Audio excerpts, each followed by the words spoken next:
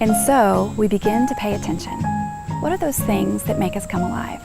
And as we pay attention to those things, we might discover things that we made us come alive when we were kids, things that we loved to do when we were little, things that now as grown-ups we might tend to look at and say, that's not important anymore. But maybe you've begun to uncover some of those hidden desires that God put there for a reason.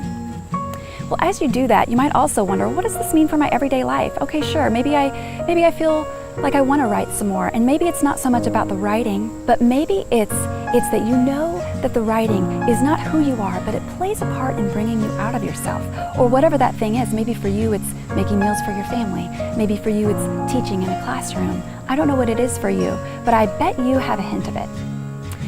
Well, that's one part of it. Uncover the art you were born to make, but here's another whole part. There's also an art we were made to live. And what does that look like in everyday life? Well, again, I was considering these topics. I think about this stuff all the time.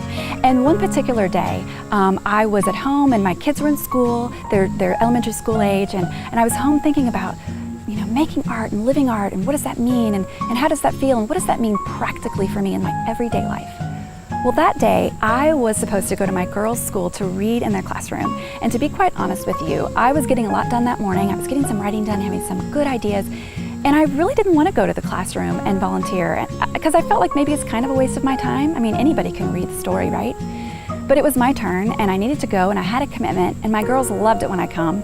And so I went. And I remember as I walked into the elementary school room, I remember just a quick prayer. I don't even know if it was a prayer, maybe just a thought. But in the presence of God, I remember thinking, what does it mean to live my life like a lyric and not a list as I walk into my girls' third grade classroom? And as I stood outside that room before the third graders clamored and said, read this chapter, I remember just sort of pausing and asking the Lord to be with me and to remind me in this moment, I simply want to be present and I want to show up and we'll see what happens.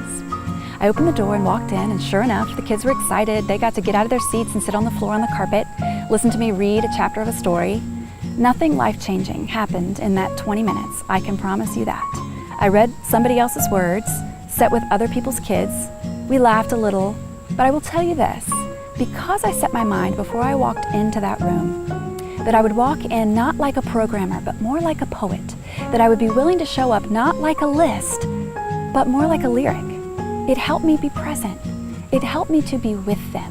And I think so many times people don't really long for us to fix their problems, to dazzle them, to impress them. They just want someone to be with them. They want someone to walk with, to journey with. They want to be seen. And so do you.